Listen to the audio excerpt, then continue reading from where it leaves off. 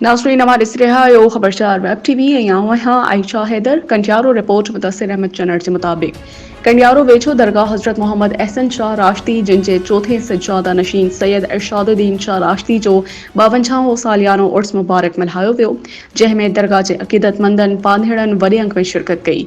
उर्स मुबारक के मौके ते सैयद असद शाह राश्ती सैयद इरशादुद्दीन शाह राश्ती ख़ुसूसी ख़िताब कयो जंहिं ते हज़रत मौलाना इनायतुल्लाह सिकंदरी मुफ्ती फिदा हुसैन जरवार ऐं नाथुआ गुलाम सरवर राजा मल्हा रोशन अली मोहम्मद बचल दोदल कल्होड़ो सुघड़न में मुमताज़ अब्बासी जूनियर मोहम्मद मलूक खां अलावा मेहमानन में सैयद अकबर अली शाह कनूजी डॉक्टर हसामुद्दीन शाह सैयद नसीरुद्दीन शाह दरगाह पीर मेहदी शाह जो कादी नशीन शुजाउद्दीन शाह उर्फ जानी शाह ऐं ॿियनि शिरकत कई।